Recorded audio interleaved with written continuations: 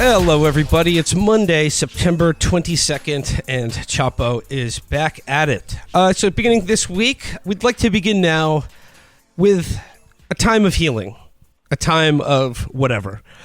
And joining us to discuss the ongoing ramifications of the Charlie Kirk assassination and its political and cultural ramifications is our old pal, journalist Will Sommer, now at The Bulwark. Will, welcome back. Hey, thanks for having me. You'd think I was in the third chair in the hotel room, the way this bull work. Get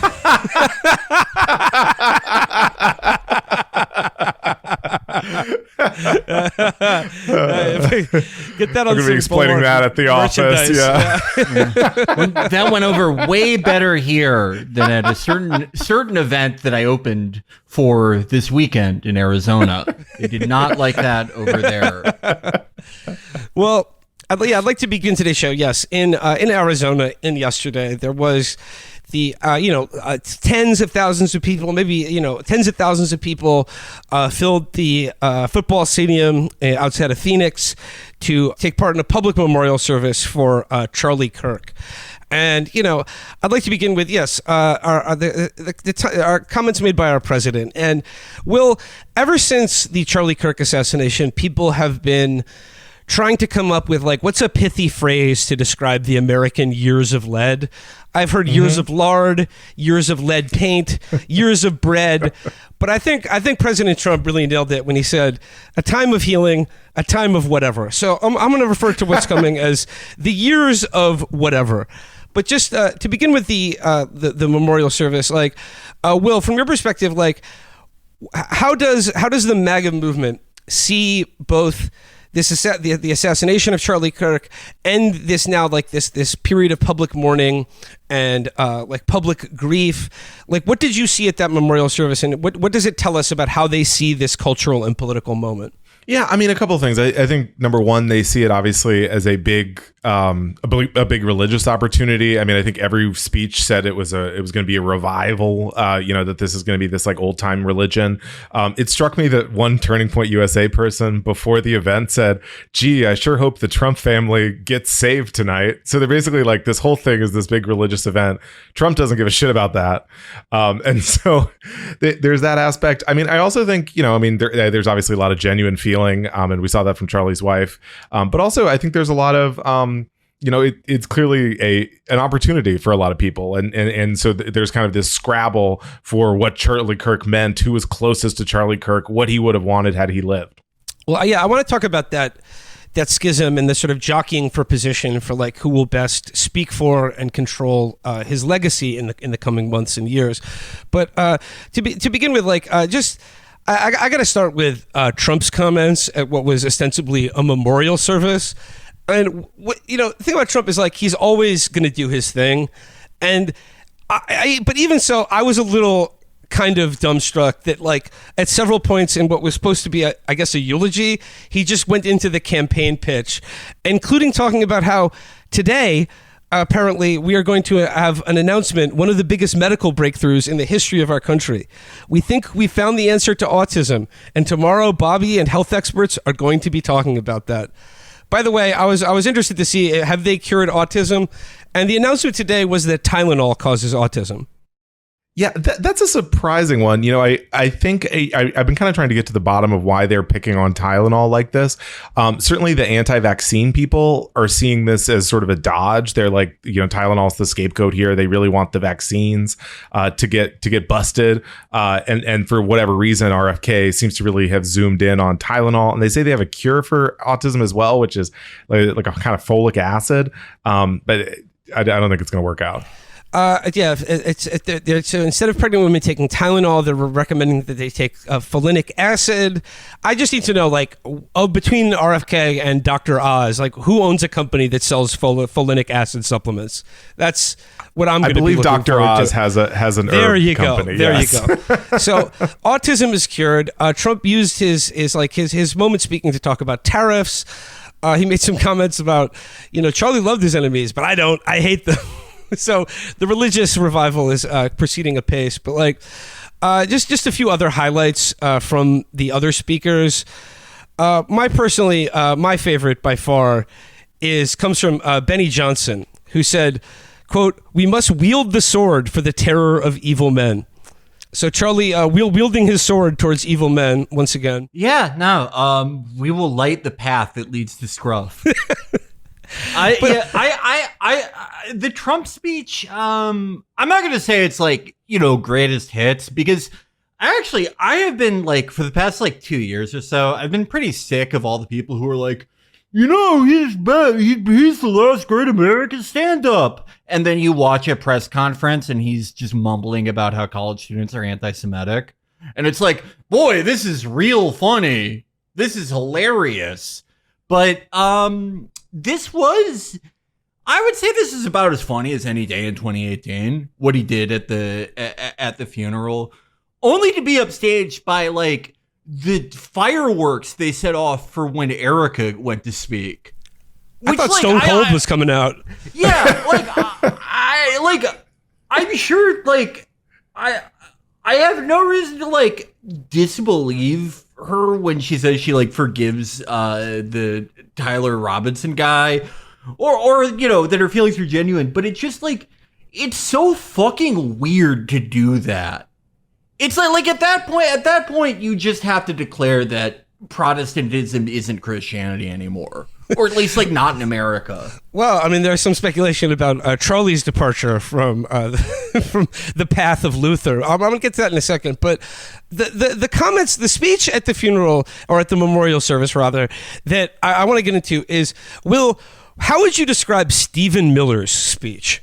I mean, Stephen Miller, there were a lot of tonal shifts here. I mean, there were kind of a lot of like evangelical stuff. You had Erica Kirk on one end, very forgiving, as you mentioned. And then you had people like Stephen Miller and to a lesser extent, Trump and Benny Johnson, I'd include there, who were really like, we are out for blood. I mean, Stephen Miller, clearly he was saying, these people who took Charlie from us, they can't create anything. They're this kind of like dead end. And, and it was almost like orcs or something. He was really like riled up about them.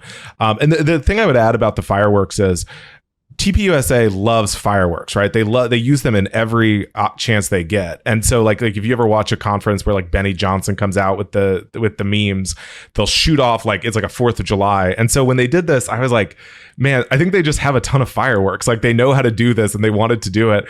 And then the head of TPUSA now, or the kind of Charlie's producer, said basically, we just like fireworks a lot. That's why we did it. Honestly, that is the most defensible thing about that organization that I've ever heard. Well, you referenced Stephen Miller's speech, but among some of the pull quotes from it, quote, "You are nothing. You can build nothing. You can produce nothing. You can create nothing. We are the ones who build. We are the ones who create." Another quote, "The storm whispers to the warrior that you cannot withstand my strength. And the warrior whispers back, I am the storm. Erica is the storm. We are the storm." That's from Facebook. That's from fucking Facebook. That's like guys in Bangalore sending that to each other on WhatsApp every morning. Like, what does he mean? Hasn't Stephen Miller worked in politics like his entire life? Yeah, absolutely. I mean, I think Alan West, when he ran the Texas GOP, he was kind of the first guy to really get out front in that, like, we are the storm, like the warrior whispers back thing. I miss Alan West. He was just, talk about just being too early. And then one of his final comments was, "We will achieve victory for our children, for our families, for our civilization, and for every patriot who stands with us." I mean, a lot of people have noted some of the, homages that this speech made to a certain other speech made by a certain other political communicator following the death of Horst Wessel. But when Stephen Miller says our children, does he mean white children or like literally the kids that he's sharing with Elon? This is not an accusation. The Bulwark does not stand by this. Well, he says, "Our lineage and our legacy hails back to Athens, to Rome, to Philadelphia, to Monticello. Our ancestors built the cities. They produced the art and architecture. They built the industry." Well, not his ancestors specifically, but the ones he's talking about. But Will, like this gets back to like they clearly feel the wind. Like this assassination has put like some wind in their sails, and I'm not saying that they weren't already planning to. This is already how they saw themselves and how they saw the MAGA movement, but they feel a sense of opportunity and revitalization with this. We're like, Jimmy Kimmel, they got him yanked off the air. Now TikTok is about to be sold to a bunch of Trump billionaires and Israel, but like they feel that this is a moment in which they get to remake the culture, and like how are they pursuing that, and how are they taking advantage of this opportunity? Yeah, I mean, I think the Republicans clearly see this as sort of like a second win for the Trump administration. You know, we're putting the Epstein stuff in the past. We're putting the big, beautiful bill, which kind of flopped. We're moving on. And as you said, I mean, they're on the verge of taking over TikTok. Larry Ellison is going to run both CBS and, I think more importantly, CNN. You have all these, the walls are kind of closing in on liberal civil society. And so, I mean, look, we don't exactly know how they're going to capitalize on this, but I mean, you can look at Stephen Miller's speech. There's a lot of like, we're going to go after these liberal networks who, I don't know if it was at the memorial or something else, but people are saying like, these people who are printing these signs, who's paying for the protest signs?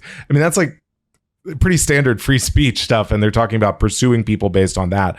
But I do think there's also, again, there's this religious aspect where they see, the pews are packed, and if you really want to make a buck right now, if you're a liberal commentator, if you could just tweet like, I went to the church for the first time last weekend, like I'm a Republican now, you see these people doing this and getting a huge amount of retweets. So it's a big, I think they think that the tent has really been expanded, and a lot of people are being turned to the right because of this.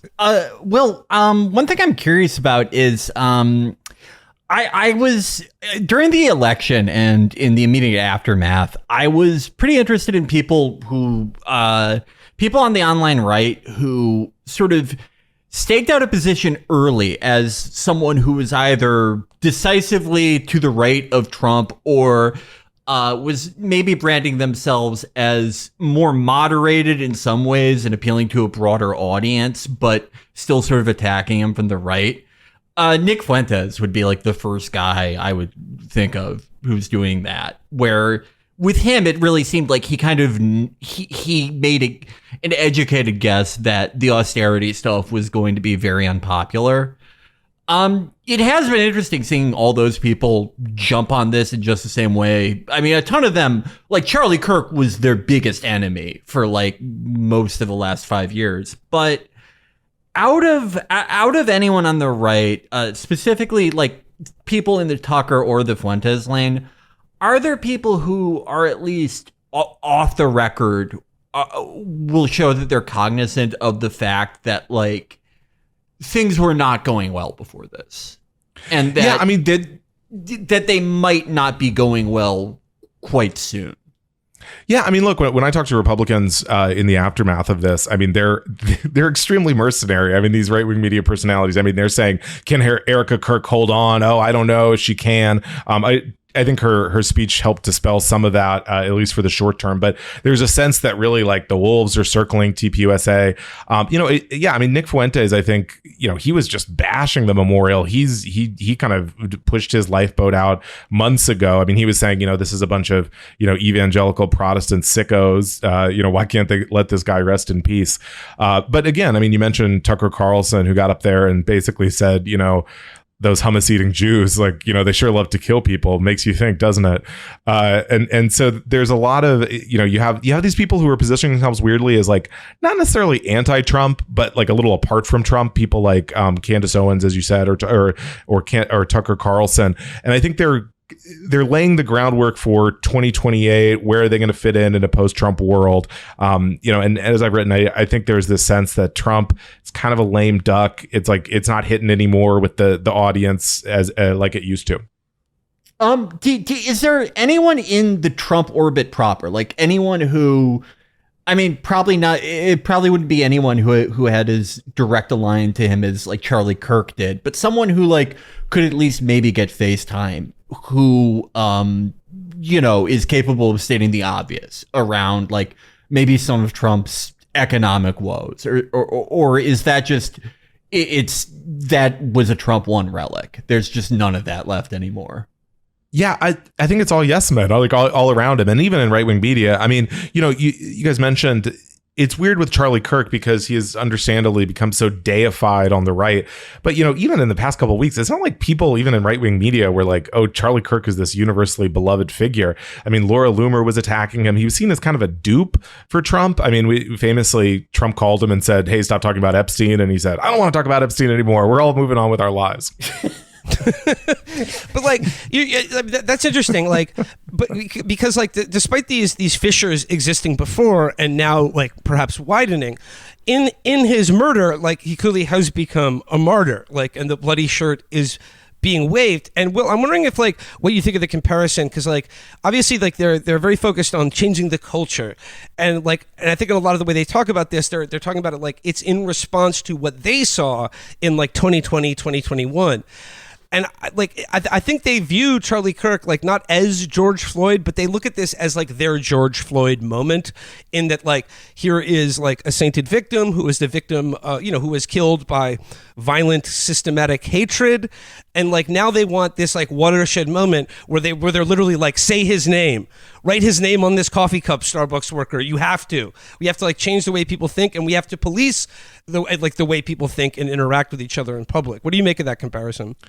Yeah, I mean, they'll make that very openly. They'll say, this is our George Floyd, while at the same time also saying, this is our Martin Luther King. I saw one guy say, isn't it amazing that, Charlie Kirk's funeral has made such a bigger impact than it was watched more than Martin Luther King or JFK's funeral. And it's like, well, I don't know. I don't know if that's true. But there's been this, as you said, I think they see this, they kind of have, they have this kind of self-righteous moment where they think they can enforce norms. I mean, as we saw with Jimmy Kimmel, or they can, consequence culture. Exactly. And I mean, they really like, this is what we see from what they call the new right, where basically they think the right of the old days, even the first Trump administration, was too caught up in things like, the Constitution or the Bill of Rights, or, trying not to be hypocritical, or concerned that liberals would do it to them when they're in power. And so now people like J.D. Vance, Peter Thiel, Mencius Moldbug, they see themselves as really like the point of the state when they have the power is to crush their enemies, without any concern about, the niceties of American history or precedent. And so I think that's what we're seeing here. And the other thing is like, they just really hate that the left has such a big slice of the culture. And so they think they need this state power and this kind of nastiness to take it back. Just like one small digression on like exercising this cultural power. Have you been following this stuff about how like Starbucks has had to officially say that you can call yourself Charlie Kirk, and that they will write Charlie Kirk on your coffee cup for you? Because there was this like staged thing over the weekend where someone was trying to claim that like the Starbucks employee wrote loser on their coffee cup when they said their name was Charlie Kirk. I guess what I'm asking is like, how did Starbucks employees become like the sin eaters for Blue America, like all over the rest of the country? It's like, if you're a conservative and you see something in the news that the libs did that piss you off, you just go to your local Starbucks and like, is it because Starbucks is like coded as like a liberal brand, and the people who work at Starbucks are like young people? I swear to God, we had this exact same conversation like 9 years ago, like in the first year of the show. Like this was going on back then. I mean, I remember what we said back then was just that like Starbucks is the only place left where like people still sort of hang out. I think that's part of it. Yeah, I know what you're saying, Felix. I mean, I feel like there's something, at least something in the past of like making, writing some name on the cup. Yeah, I mean, and the unique thing here, right, is that Charlie Kirk had this specific order. It was like tea with honey, I think, that supposedly soothed his voice from all the talking. And so they go and they say, I want the lemonade tea with honey for Charlie. And then, I mean, the idea of a Starbucks employee writing loser, while funny, apparently, I guess they checked the security cameras and it didn't happen. I'm sure they were really satisfied with that. But I mean, it's. I think maybe it's. I think you were pointing at this, Will, is that they're kind of this like blue coded thing, but they're everywhere, including in Red America, yeah. And so you can go and like, this is probably where your local liberal is working. I'm gonna start doing that but for Cracker Barrel, and I'm gonna make them serve me liberal food and have liberal tchotchkes for sale in the restaurant / store. I guess like the last thing I want to talk about, like the Charlie Kirk Memorial. Like, okay, you've got Stephen Miller and his Goebbels-like speech about using this to purge all enemies of goodness and, and destroy conclusively like the enemies within the state. You've got the WWE style pyrotechnics. You've got Donald Trump, who like transparently can't be bothered to give a shit about this dead guy who he's supposed to be mourning.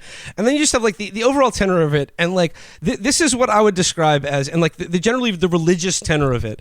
This is what I would describe as something Felix and I have discussed. Like you've heard the term the enshittification of the media or the internet.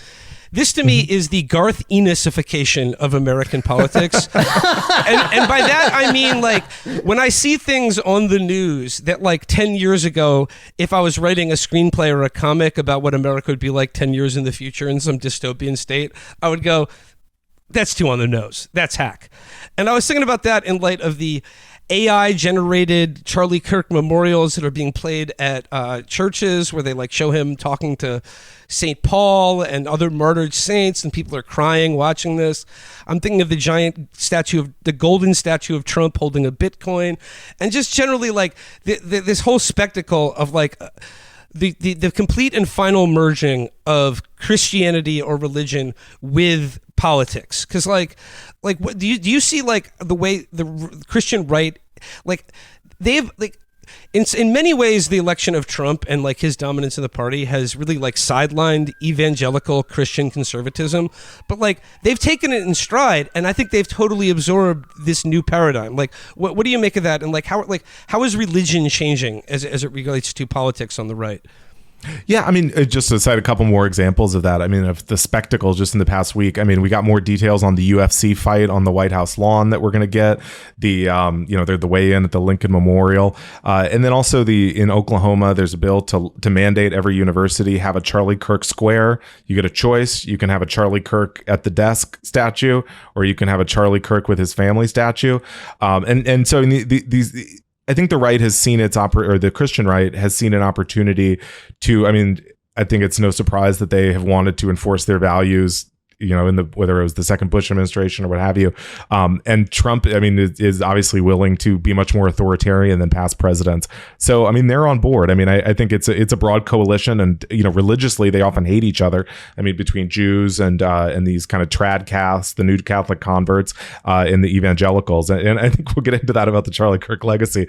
But I mean, they're all kind of united in this idea of crushing the left. Before we get into that, I want to talk a little bit about like some of the details of the shooting itself, and like the thing that struck me this weekend was the comments made by Turning Point USA spokesman Andrew Colvett, who said that speaking with Charlie Kirk's surgeon, it says, according to Colvett, the surgeon explained that the round absolutely should have gone through, which is very, very normal for a high-powered, high-velocity round. I've seen wounds from this caliber many times, and they always just go through everything. This would have taken down a moose or two down, an elk. And then he said, like, Charlie Kirk's bone was so healthy and so impressive that he's like a man of steel, and he saved the lives of others by having his spine stop this bullet from creating an exit wound. Like, well, what is going on with there? And of course, like, how is this fueling like speculation about, a possible alternate theories for this shooting? Yeah, I mean, the conspiracy theories on this are insane. I mean, on one hand, you can't think of an assassination that was more covered in terms of video, but there are all these things going around. I mean, for one thing, after the shooting, a guy grabbed one of the camera that was even closer to Charlie Kirk with a video we haven't seen, presumably because it was insanely gruesome, and people are like, we got to know what happened to that camera. Candace Owens says, I got to see the camera.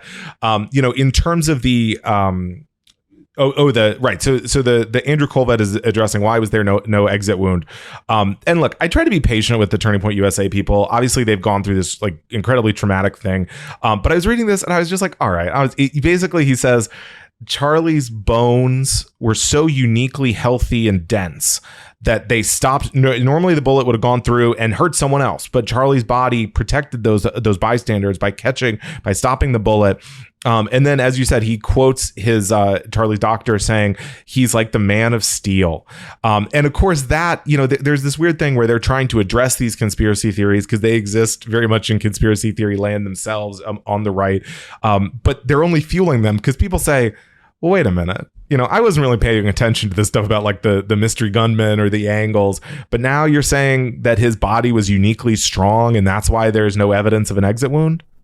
Yeah, I mean, like, look, I am neither here nor there on look. I think if we were looking at this like cogently, soberly, if they were capable of, just pulling off a hit and for the most part keeping it under such wraps that like everyone is just sort of chasing their tail looking for breadcrumbs, you'd figure they would do it more often. On the other hand, I think it's funny to accuse people and entities of doing it, but this made me believe that like something is up more than just about anything else I'd seen. Yeah, I mean, like, was there an exit wound or not? Like, apparently not. I mean, at least according to Turning Point. I mean, it's obviously it's not clear from the video, but there's been a lot of, and I should say, I mean, Kash Patel has really latched onto this. I mean, over the weekend he said, "Look, we're looking at everything, different angles for the guns. If you think there was a hand signal that was being sent, we're looking at that. I'm in the Telegram chats too. I mean, it's essentially along those lines. I mean, he's basically saying he lays out stuff that goes beyond. They've said, oh, they're looking into who else knew about this or whatever, but he's really like, we're looking at every kind of crazy idea you might have. I mean, what I'll say on this is, I try to hold lightly explanations for current events that I find like instinctively entertaining or emotionally satisfying. I will say this. They are trying to do everything possible to make me believe there is a conspiracy involved in this, or that there's something more than the official, sort of the official narrative here, which is also one that like I don't dismiss out of hand or find completely ludicrous. Like the official narrative being essentially the plot of Dog Day Afternoon, except for a political assassination instead of a bank robbery. But like, I got to bring it up. The other thing that really just made me raise an eyebrow was Netanyahu just saying out of nowhere, we didn't kill Charlie Kirk, and talking about it for like several minutes. And I was just thinking, why would, like, I understand like the accusation is out there, but he wasn't asked. And like, when has he ever commented on any of the other people that he's supposedly not killing? Yeah, it's like walking into a job interview and being like, I had nothing to do with Columbine. Yeah. This is where I think Netanyahu's clearly like extremely podcast brained. I mean, he's hanging out with the Nelk boys, all this stuff. And so, obviously he's watching Candace Owens and Tucker make these insinuations, and he puts this video out. I mean, it's really bizarre. I mean, he obviously is bombing half the Middle East. He's busy with other things, you would think. But of course, as you said, Will, I mean, the Mossad is blamed for just about everything that goes on.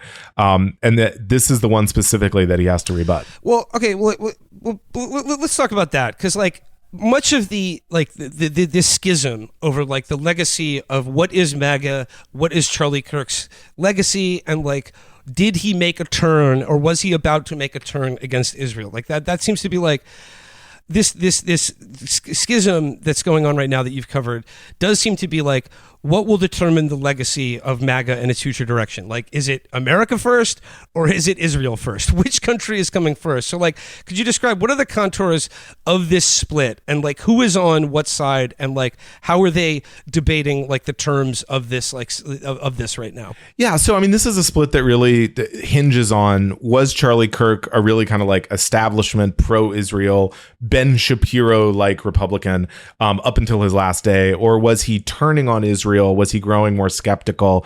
And then sort of relatedly, was he becoming an economic populist? Was he becoming Catholic? All this stuff. And so the factions here are, you have on one hand Erica Kirk, the widow. I think she's supposed to address this later this week, kind of rebut Candace Owens. You have people like kind of the Turning Point USA organization. You have a lot of pro-Israel pundits. But the real action here is on the other side with Candace Owens, who's like insanely anti-Semitic on top of everything else, very anti-Israel, and Tucker Carlson, and then like Roger Stone. And so they're saying, well, Charlie in his last days, he was growing critical of Israel. Bill Ackman had him out to this kind of influencer retreat in the Hamptons and harangued him about Israel. He was being threatened. Oh, he had to go to Israel, all this stuff. And then there's this implication that, and then, a month later he ends up dead, make of that what you will. I don't think that like, I obviously think Israel is like morally capable of fucking just about anything. Right. But it's just, the weird thing about this one is it's such a weird choice for them to make. You know, like they are obviously plugged in to the right wing, the American right wing scene. But it just seems like if you were trying, the basic theory that I see people put out is that it is, they did this to like take the heat off of them, which like how has heat being on them prevented them from being able to do whatever the fuck they wanted with either Trump or Biden? And B, it's just like, if you were trying to create a distraction, I mean, wouldn't you, like, why wouldn't you kill, like, Sabrina Carpenter? Like someone more famous. I don't know. It just, it's a weird one. I would have to see a more developed theory, you know? I agree. This one isn't really hitting right, like even by conspiracy theorist standards. I mean, I think that, you know, there's not really, I don't think, anything that ties Israel to this. You know, it's interesting, I guess, that you would think the trans girlfriend roommate angle would satisfy the right, but they seem to be not really into it. They seem to be like, you know, we gotta, there's gotta be a second shooter. There's gotta be more. Well, yeah, I mean, like, it seemed like there was a lot of skepticism about the official narrative of who the shooter is, like why the shooting happened on the right initially, because in like the early hours, they were like, we need public execution for whoever did this. And then it turned out to just be like a white suburban kid. And they were like, okay, well, it's time for forgiveness. And I guess, like, look, I wouldn't put anything past him. I'm not putting my marker down too hard on any theory right now, but like, my problem with the Israel theory is that it does depend heavily on the idea of Charlie Kirk having some sort of moral revelation about Israel's conduct, or require him feeling bad about large numbers of non-white people being killed.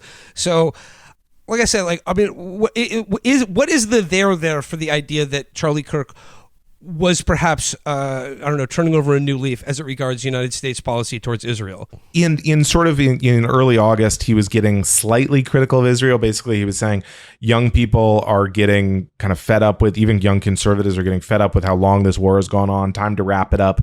And then he goes to this influencer retreat. Now, Candace Owens claims Bill Ackman confronted him. Other people who were there, and by the way, are probably very, very well financed by the Turning Point USA organization and donors, say no, that didn't happen.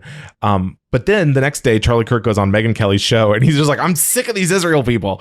He's like, they've treated me in a repulsive way for even voicing mild criticism. So he definitely, I mean, it seems like something happened in that retreat or around that time that really riled him up. I mean, I just, like, I'm sure he did come to loggerheads with people from the Israel lobby. Absolutely.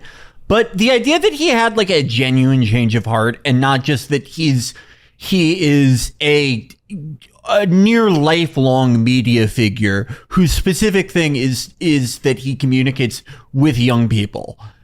Like, obviously it's him realizing, oh shit, I can't make jokes about how they'll get thrown off a building in Gaza anymore. People under 58 don't like that. Yeah, I think there's a lot to that. I mean, and also, you know, he has this kind of like Wario version of himself, Nick Fuentes, who is hoovering up media appearances and followers based on, you know, often being anti-Semitic and hating Israel. And so in the past, you know, we saw him pivot to the right because of Nick Fuentes.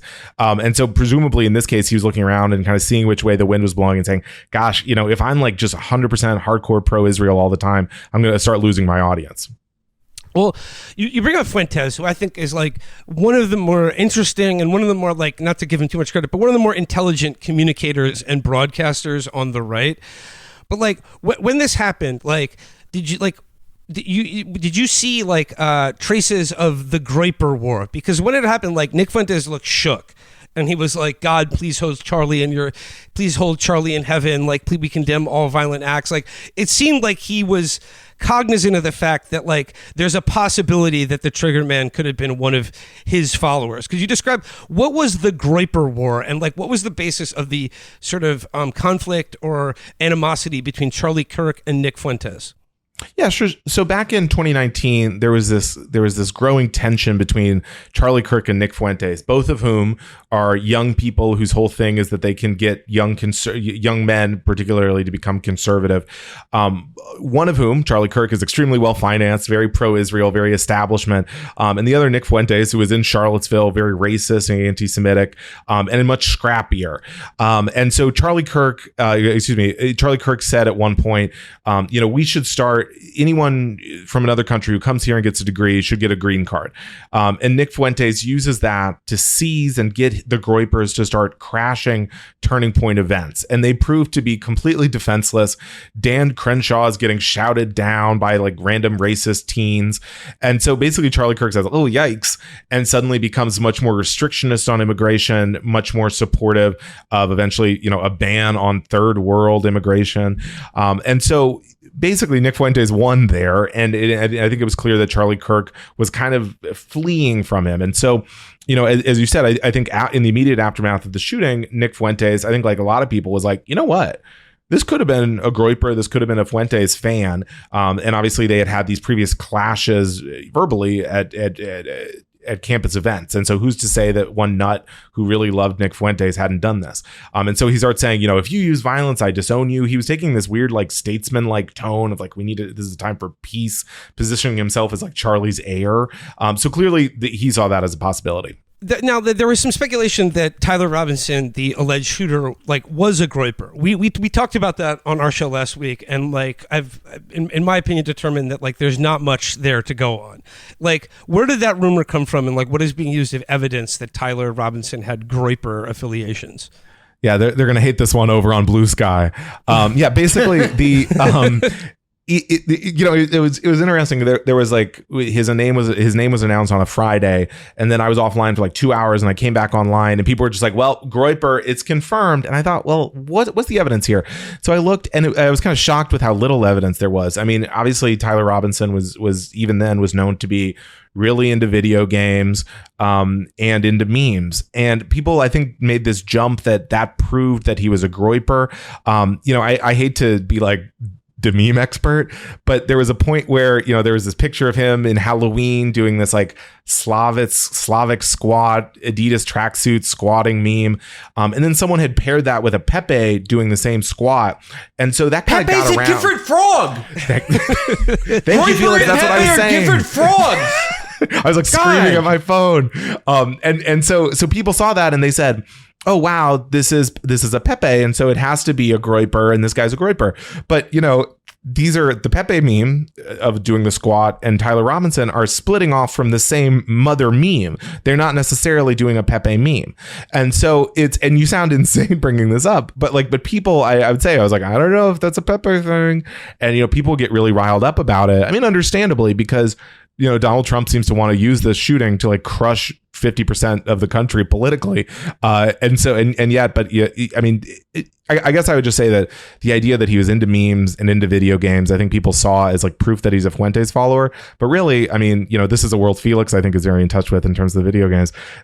That's 90% of young men now. And so, I think people were really jumping to conclusions there. Yeah, it's the default hobby for anyone under 30 now. I mean, we had Spencer talk about what a meme kid is. I was very glad that we had him on to explain that to some of the elder millennials and some of them, because it is I do think that there is a millennial shaped prism that a lot of us can mistakenly view things through, where we automatically assume that everything, whatever anyone's identity, whatever their hobby is, they fall on some politicized spectrum of that hobby. And for people much younger than us, I would say, I mean, again, how could you possibly quantify this right now? But I would say you're more likely to find people who are entirely checked out one way or the other. Just entirely exhausted and grossed out by the entire process, and maybe have a few beliefs about a couple things that either, affect them or that, they heard their dad talk about, but they are not as overt. Like they are not, throwing up their banner in the same way that the generations immediately previous to them may have.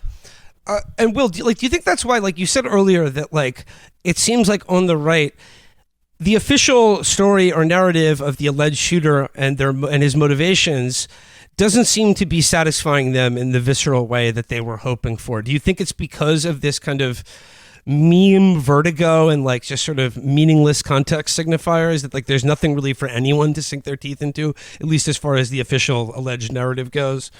Yeah, and I think the news cycle moves so quickly now that even with something like a major event like this, I think it was they were clearly really geared up to like imprison trans people over this, and then they saw that it was like, well, it's like kind of this distant connection. The trans roommate maybe didn't know at the point where it was like a white guy. They were just oh well, maybe what's going on that Discord server. I think if we talk about people not understanding like the Gen Z internet, I think that's another aspect of it where it was like this Discord server must be like the new Weather Underground, and then you see Ken Klippenstein posting the transcript where they're saying like, anyone play Helldivers? And then he goes, by the way, I shot Charlie Kirk, and everyone goes, and I think both sides were really like eager to dig through the online record here, and it turned out there really wasn't much of one. At the same time, I think we can often, I think there are a lot of kind of like self-proclaimed meme experts, internet understanders, who will be like, this is a Helldivers meme, this is the furry meme, and then he did write like, "Hey, fascist" on the bullet casing allegedly. Apparently, apparently is it's from not Helldivers. No, apparently it's not from Helldivers. This is according to Spencer. Yeah. Yeah, I've got 2 hours logged on Helldivers, Felix. I think I do think that does appear to be. If it is from Helldivers, I think it's a little oblique. Spencer, what do you think? There was a miscommunication there. So it says, "Hey, fascist, catch," and then there's a series of arrows. The series of arrows is from Helldivers. "Hey, fascist, catch," I don't think is. This has been this is my correspondence from doing some more digging into this. Okay, thank you. I've been playing the Phantom Pain exclusively for the past 10 years, thinking that if I clip the game the right way and expose Venom's penis, I will finally get all of us Chapter 3 peace. The thing we've been waiting for 10 years.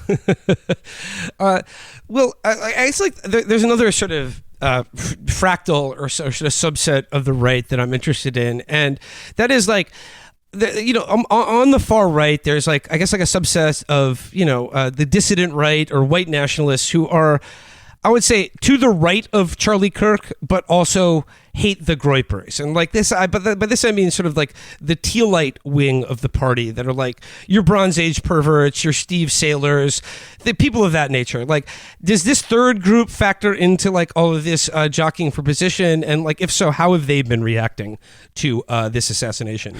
Yeah, so sort of like the Mencius Moldbug, the people who are really like eager to staff a future fascist administration, and I think they're like, let's go. This is like the new right. Let's go. Let's crush these liberals. We have our excuse, and I think they're very open about that. I mean, they called it like a once in a lifetime opportunity to crush the liberals, and they're very frustrated with the Candace Owens, the Tucker wing.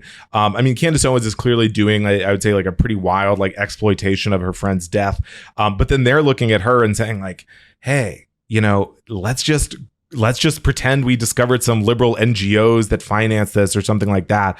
There was one guy, this Captive Dreamer guy on X, who's very big. He has the David Koresh picture as his profile, and he literally just said, he's like, why are these guys talking about Israel?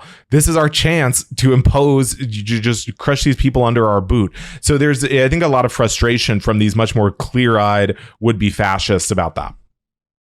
It is. I mean, like, it's like, there's no point in trying to predict the future and what you even get if you're right. But it almost feels like with some of the, not Candace Owens, because she's just, I think what I call what she does is having fun.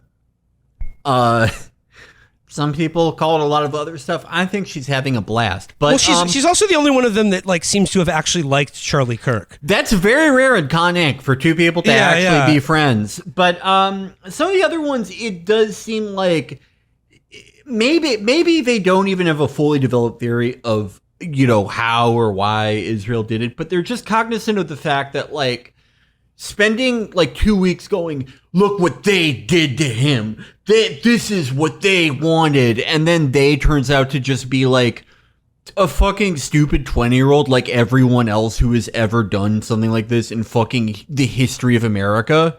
Like that's why Luigi was a big deal. It was because he was the first one of these guys who's like randomly killed a public figure who didn't have like 900 posts on like the subreddit for guys who have like blue smegma. He was like the first one of those guys who wasn't just completely confused and idiotic and was like kind of telegenics. Like they're all like Thomas Crooks, where it's like they like people who you can't evince any type of coherent ideology or identity from them because they're just fundamentally confused people who just, it's like their scripting got fucked up when they were born. God fucked up their scripting. And they'll do things like go to January 6th and while they're there become like lifetime NPR pledges while making $9 an hour. It is bizarre seeing. I mean, there's this real desire to find a network, to find, other people who knew about the shooting supposedly, but or what the motivation was. But and you mentioned Thomas Crooks. I mean, that guy. They're still talking about the Butler assassin, saying, we don't know anything about this guy. What were his motivations? Or the Las Vegas gunman? And it's like, well, this is kind of the thing with mass shootings or these assassinations. I mean, we've seen this for decades. These guys really just sort of emerge and they have these pointless attempts at violence. I mean, even like Paddock, again, like with Paddock, I don't think like motive is not like, I don't think that's the weirdest thing. Like, obviously, it's just like the idea of a 60-year-old rich guy who like went into the red, just exploding his serotonin, doing the equivalent of doing Molly every day for 10 years to his brain, but with a video poker and then just hauling off and trying to kill as many people as possible. That's not the most bizarre thing I've ever heard. But at least with that one, I mean, the real maddening thing about Paddock is that it is how Brace described it brilliantly. It's like when you make a suicide with a soda machine. It's 2 inches of every type of soda, but you can't, not enough to tell which is the dominant flavor. There's just a orange little Fanta bit or root beer. Yeah, there's just a little bit of every possible angle. There's just enough juicy stuff, but not enough of a follow-up. With Thomas Crooks, it's like, there's only one soda that went in this, and it's it's stupid guy soda. It's the same soda that all these guys are. Just going back to going back to this sort of the sort of like 3 factions that are sort of emerging on the right. It's been said, there's been a lot of reporting that would seem to bear out that Trump #2 is one of the most online administrations to date. Like, they were incredibly online, they're incredibly podcast brained. So like among these factions, like of the sort of institutional Turning Point USA people, the Groypers and the kind of like Theolite, far right, white supremacist, whatever, tech fascist movement. Of those 3 factions, what would you say has the most influence in the current Trump administration? Yeah, that's a great question. I mean, I think, either the Theolite or, maybe there's a 4th faction that we can just call Laura Loomer, who sort of operates under agendas that are mysterious and, as obviously often being accused of being paid, as recently by, Roger Stone and Joe Kent, the counterterrorism chief, just this weekend. Could you explain the feud between Joe Kent and Laura Loomer? Yeah, I mean, and this is just a fun one, but I mean, this was over the weekend. And so Laura Loomer started, it's a little obscure. I think she was just picking on some NatSec guy that she wanted to get fired. And Joe Kent kind of waded into it. And she felt he wasn't being harsh enough on ISIS or Islamists. And she said, you should know about this because your wife was killed by ISIS, which is true. There was a suicide bombing in Syria. Oh my God. She says stuff that's like her power. A lot of it is like, she'll go to these like fucking insane places that even Republican, like, she went after recently this soldier who had part of his arm or his leg blown up and got the Medal of Honor. And she said, hey, this guy's a Democrat. Why are we talking about him getting the Medal of Honor? And so, I mean, like, so Joe Kent Grant then basically said, you're being paid by these forces, and he didn't quite name them, but I think he meant like kind of like neocons. And then someone in Tulsi Gabbard's office went after her, and Roger Stone, even her buddy, said, you're being paid. And so there's just like this. And yeah, as you said, I mean, she has this way to like make things into issues, like Palestinian children getting treatments for their amputations in the US, temporarily visiting. And she said, that's not going to work. We got to ban these people. And it happens. And so she's this kind of weird force of nature unto herself. Yeah, Will, I always think of you when she comes up. Not Great. Because you remind me of her. I think you are, Will, you're the least like Laura Loomer out of anyone I know, Thank you. both demographically and disposition wise. But no, I think of you because I feel like I'm the only one who notices this, but it's so weird to not just see her become like a powerful force in the administration who has a direct line to the president and can like single-handedly affect staffing decisions and policy, but like just the fact that she's like allowed to use DoorDash again. Like she was it was basically like a law in America that like she's not allowed to like use an oven. She was treated like the worst kid in a reading out loud in high school class for like 10 years. And then she just, it was, honestly, she's made out of tougher, horrible person, but made out of tougher stuff than me, because if that happened to, I would have killed myself. If like everyone knew that it's like, that like, Southwest, like imagine you go to an airport and Southwest or like Spirit Airlines more likely announces, you are banned from our airline. You're too weird and crazy to, fly to Santa Fe with us, and everyone cheers, and that's just every day for you. But it was like she knew that everyone would just get worse, and the baseline would go down so much that she would be like basically normal. It must be so jarring for you to watch that. Felix, I always think of years ago when actually all three of us were at the CPAC at the Gaylord Convention Center in National Harbor, Maryland.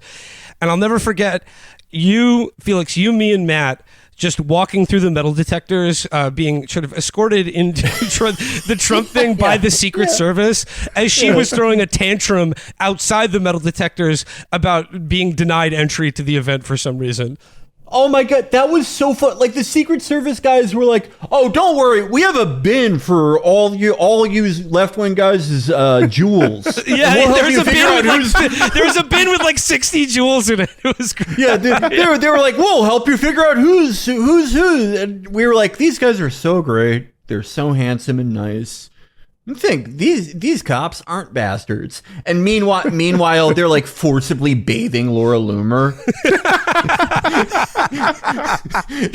She's too crazy. Give her the nanomachine shot from Metal Gear Solid 4. But it was like she knew like maybe she did COVID because she like something needs to happen where everyone finally sees things my way.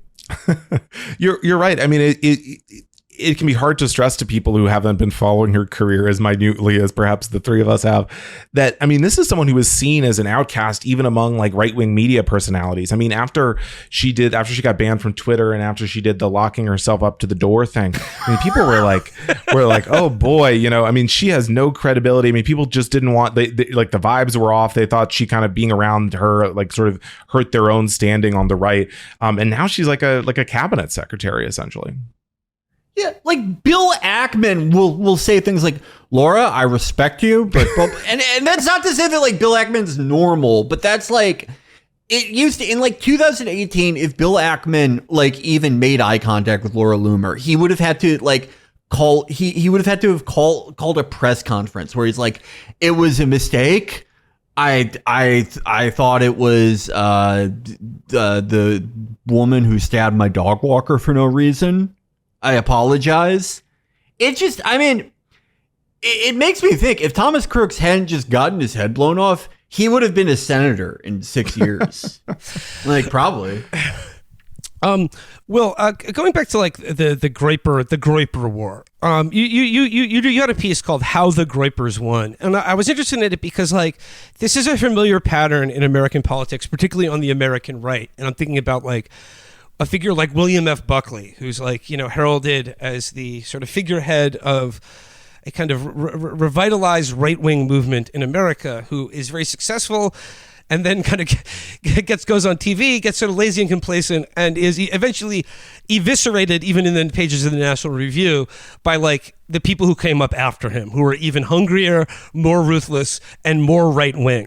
Do you see this pattern, like a similar pattern emerging in the Fuentes Charlie Kirk thing? And like, and what does it mean to like if the Groypers and Nick Fuentes are going to be a major force in politics in this country? I mean, yeah, I do think Nick Fuentes is unfortunately a really dynamic figure, and he's getting a lot of mainstream attention, and I think it's awful. But I mean, kind of the historical perspective, as you said, I think particularly in the Trump era, the right in right-wing media institutions and personalities have really no way to guard against their right flank and to prevent these things from shifting right. Charlie Kirk being a great example of someone who was trying to do like a very pro-business stance on immigration. We welcome trying to all do these politics the right way. Yes, well, exactly. We're trying to bring in all these high skilled immigrants, trying to support business, support corporate tax breaks, and Israel. That's doing politics the right way.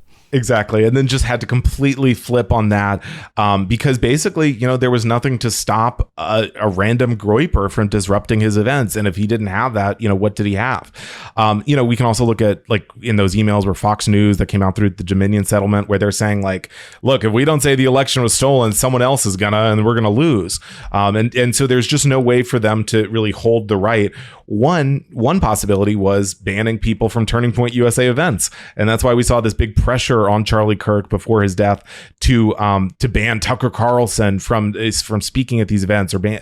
And so as a result, I mean, there's only a few gatekeeping mechanisms they have, and especially with social media. I mean, someone like Candace Owens. I mean, if Ben Shapiro or these broader figures in the right had their way, I mean, she would not have anywhere near the platform she has. But I mean, there's a lot of incentives for her. She can just post a video saying, maybe there was another shooter, or maybe there's all these questions about Charlie Kirk's death, and it gets like 7-10 million views on YouTube. So, I mean, these people are no longer reliant on the party apparatus.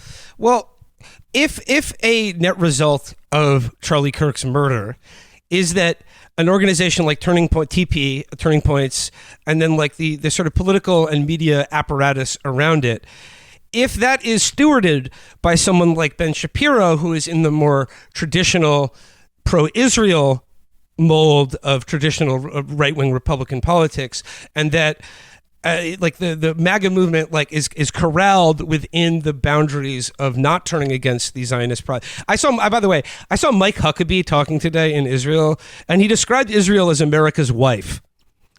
And this is his comments. He said that like, if you say that when I invite you to my house for dinner and you say, Mike, I'm so happy to come to dinner, I can't wait to eat your food and talk with you and have fun, but if your wife is there, I don't want to be there. And he was like, well, if that's the case, you're not going to be there, because if you love me, you have to love my wife, and that's the way it is with Israel and America. So like, if the Trump administration, I mean, look, happy wife, happy life, am I right? And if you keep your wife happy, maybe you won't get killed by a vague, randomly, a vague young man with random associations. I kind of hope that Mike Huckabee is right. Just like, I hope that like the rapture happens just to spite Israel.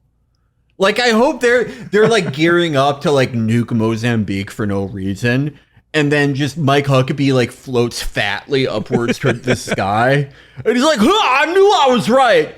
Anyway, hope you guys have sunscreen ready. So what I'm saying is, if U.S. policy and like, or at least if the right wing movement in this country is corralled into the air, maintains a boundary that can be enforced of Israel, happy wife, happy life, do you think that would, I don't know, perhaps give ammunition to people inclined to believe that they were behind his murder? Yeah, I mean, I think it would. I mean, certainly, I think a lot of this stuff about Israel, supposedly killing Charlie Kirk, is kind of this fight over Kirk's legacy, and either Tucker Carlson and Candace Owens trying to war turning point off from really going hardly in favor of Israel, or at least to kind of grab like a remnant of the Charlie Kirk legacy for themselves. But yeah, I mean, I think we've already seen, another example, Marjorie Taylor Greene, this is really crazy. She was just like, Turning Point is an evangelical organization. We cannot let another country, that being Israel, or another religion take it over. So she's saying, we can't let Jews run Turning Point. Like Ben Shapiro, basically. Yeah, I mean, people were he guest hosted on one of the Charlie Kirk shows last week, and I mean, people were flipping out. Actually, Felix brought it up just a second ago, and I did want to ask you about this. This is independent of our discussion. I do want to ask. Apparently, the rapture is happening tomorrow. Have you been following this TikTok trend, Will? And if so, like, where does it come from? And should we be looking forward to a sort of a historical day tomorrow? Do you need real ID for that, by the way? I use my passport at airport. I use my passport. I knew I should have fucking gotten my new one. God damn it. Yeah, I mean, this is all over TikTok, this idea that the rapture is coming on Tuesday. I'll see y'all later.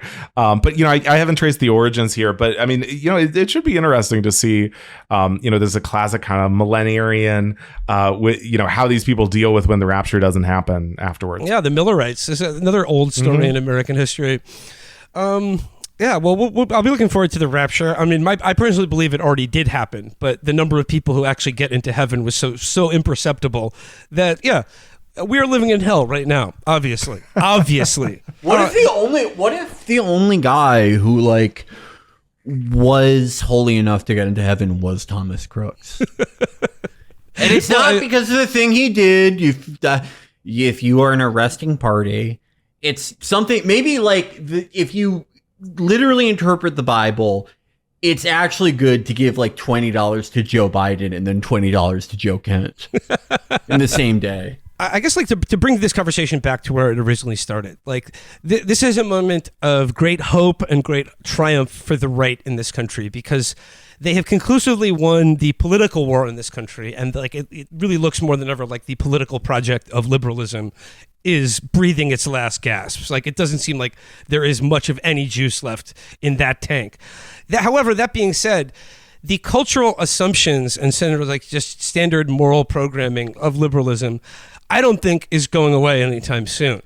So in light of like their massive recent successes, like you said, of Larry Ellison now owning CBS, which he's going to put Barry Weiss in charge of, ideologically screening all news, CNN, and then the whole host of like cable channels as well. The TikTok deal. I think they feel that like if they can conclusively get their arms around the sort of systems and apparatus of media, be it social media or traditional broadcast in this country, that they can turn the boat around. And if I were them, I would want to do that too, because like I'm not going to lie, public television from when I was growing up probably made me into a liberal, what with Sesame Street and Reading Rainbow, things of that nature. But like, Will, I guess my question is, in the current like age of media where everything is so siloed and atomized and like there really is no more mainstream media left to speak of, like how do you rate the success of such an attempt to like make the official media of this country now like totally right wing? Like, do they think that will give them success in terms of changing people's basic moral beliefs and values? Yeah, well, I mean, look, certainly, Brendan Carr at the FCC thinks so. I mean, they're saying, it's our job to police these airways and make sure they're in the public interest. I think. And the TikTok thing is obviously the most important thing here, I think, in terms of controlling what people think and influencing them. Yeah, I mean, I think that there is you have these people who, want a kind of, a much more authoritarian government. And I do think that they think, if they can, we've seen other mainstream outlets like the Washington Post, the LA Times have been cowed by Trump, and ABC in the past and now again with Jimmy Kimmel. So I think that with the exception of, some podcasts and some YouTubers and some Substacks, I think they feel pretty confident that I think they can whip most of the media into shape. I mean, I definitely don't think it's like, a good thing, especially Barry Weiss, at CBS. That is quite grim. But I will say, I mean, does anyone remember the years, I don't know, 2014 through like 2022? when there was like, not like in all media, but pretty visible, pretty easy to see in pretty like all formats of media, a kind of like aggro late Obama id poll focused liberalism that was like sort of sometimes weirdly punitive but was so well defined that it had like an identifiable style, no matter if it was like a movie or a streaming show or a video game for that matter. And we ended up with Brandon. I mean, I think that's a good point about like, you know, how does having control over mainstream media mean quite the same thing as it did in, say, 2002? But also just like, you could have complete cultural purchase and like actually have like majority popular support behind it, which a lot of liberalism did during that roughly 8-year period. And still, it could just like fall apart in seconds. Yeah. I mean, it's like we've talked about this in the show so many times before, but like I think we're seeing it in really like a vivid contrast right now, in that the right has all of the political power and none of the cultural power, and they're going to attempt, as they are right now, to use their political power to enforce a kind of like to create for themselves a cultural power that they fear they're denied. Liberals responded to the election of Donald Trump by having lost politics to try to use their cultural power to gain and enforce political power. And the thing is, I don't think either one of them works. I don't think you can do like, I don't know what the answer is here, but I think both efforts seem doomed to failure. Yeah. I repeat myself, but it's hard to confidently predict anything except like both parties handing each other the flaming bag of shit that is administration over this country every like 4 to 8 years. And well, the good news is, Felix, if things keep going the way they are, we don't have to deal with that anymore. We won't have to. That'll be resolved. Yeah, I mean, well, like, yeah, like. I mean, like, because if these guys are serious about like their plans, and if we take Stephen Miller seriously, like the things that they're going to do or be required to do will make them, you know, vulnerable to prosecution when they leave office. I mean, they've already learned that lesson once with Trump being indicted many times and eventually not convicted. But like, maybe we won't have to hand off the bag of shit anymore because we're just going to end democracy in this country. Yeah, that's a possibility. I mean, that's what they want. That's what they want. I mean, they could not, like, they're getting ready to, pretty close to just saying it. I mean, I will say, generally not like, these are not like the economic policies of like a party that is thinking about contesting another presidential election. Yeah. Or a real one, I should say. The last thing I want to ask you about is the speculation about Charlie's perhaps religious conversion from evangelical Protestantism to Catholicism. And just one quote here I want to highlight, of course, involving Candace Owens. Owens, not content to leave any battle unjoined, declared on Monday that Kirk, an evangelical Christian, had been on the verge of conversion to Catholicism, saying her friend had been praying the rosary and attending Mass. "You're too smart to be a Protestant," Owens recalled, joking to Kirk. Again, she provided no evidence. This enraged evangelicals. She provided no evidence that he was too smart to be a Protestant. As Kirk's own pastor released a statement urging Owens to be more respectful of Kirk's memory, Owens responded that the pastor should, quote, "be quiet." And I guess my question here, Will, is like, how is this an old dispute, you know, one of the oldest ones between Catholicism and Protestantism? What does that speak to in terms of like who is Catholic and who is Protestant on the right? Like what do the Catholics have and what do they dislike in the evangelicals, aside from the obvious, aside from, you know, the whole Reformation thing? Yeah, I mean, I think it's interesting. I mean, and in many ways, I think Candace Owens claiming he was about to become Catholic. Is Candace Owens Catholic? Is she? Yes, did she convert to Catholicism? Is. Okay. Yeah, right. I think she's a convert. Yeah. And so, or basically like in some ways, I think this is more of sort of a knife in the Kirk legacy than saying he was turning on Israel, which I think a lot of those people directly involved don't really care about. But like to say, I mean, they clearly see Charlie Kirk as like, there's going to be this new revival. He's going to bring all these people to evangelical faith. At the memorial, one of the pastors, I think maybe even Charlie Kirk's pastor, said, stand up if you want to embrace Jesus in your hearts right now.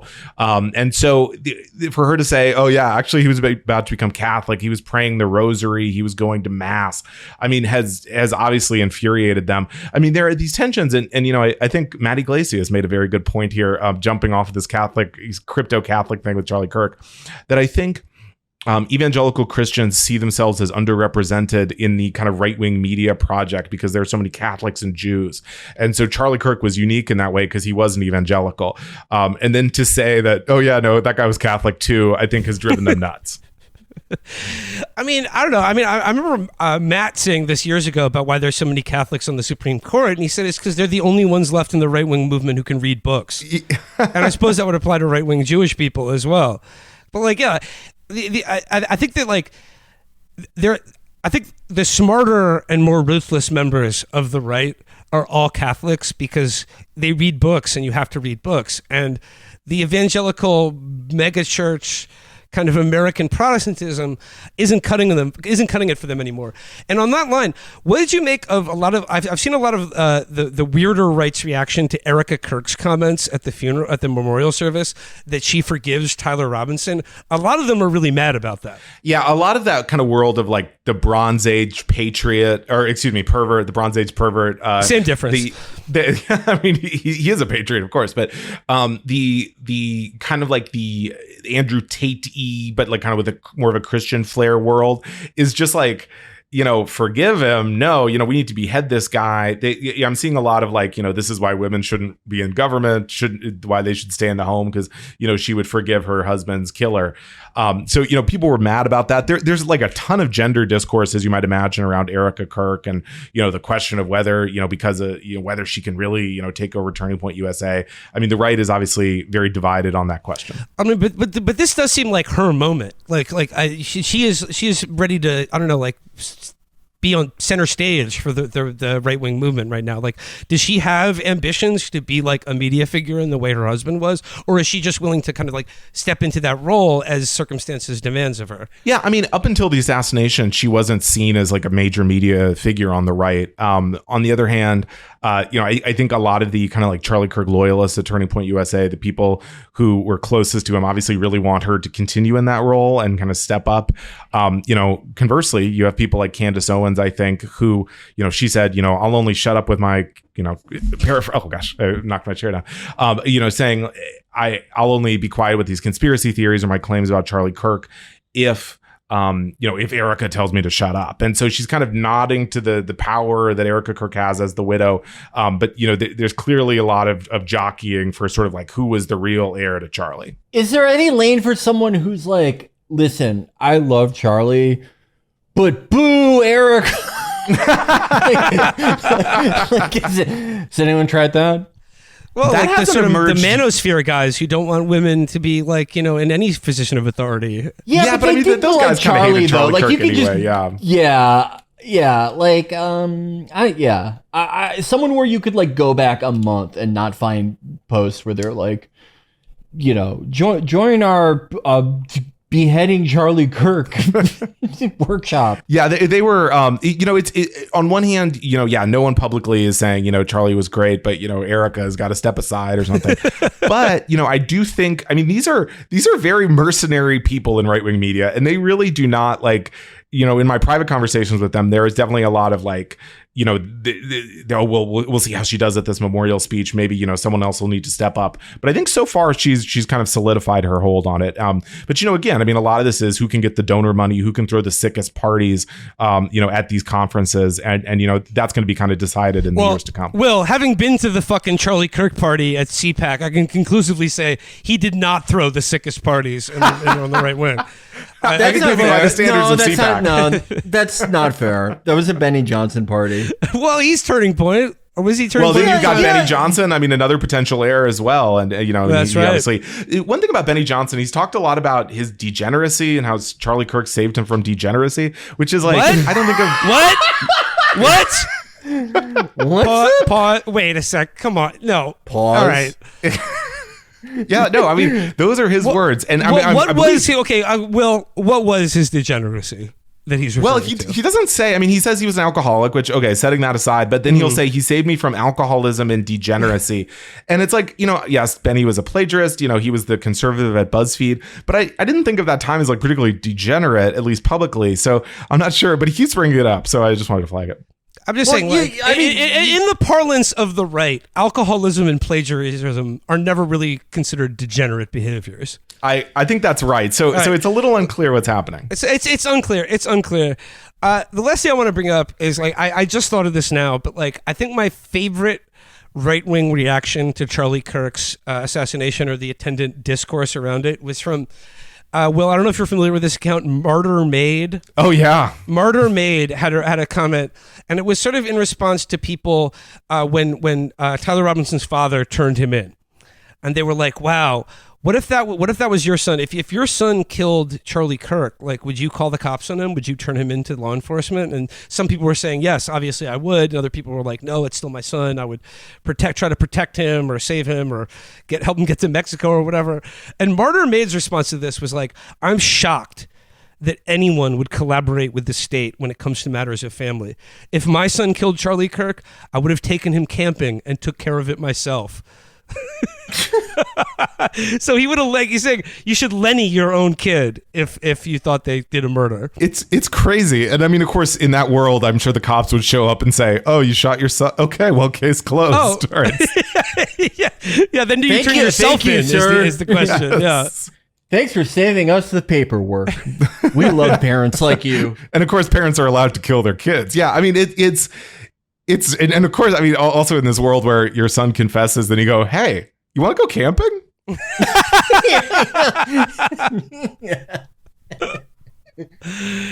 All right, we'll leave it there for today. Will Sommer, thank you so much for your time. Thanks for joining us today.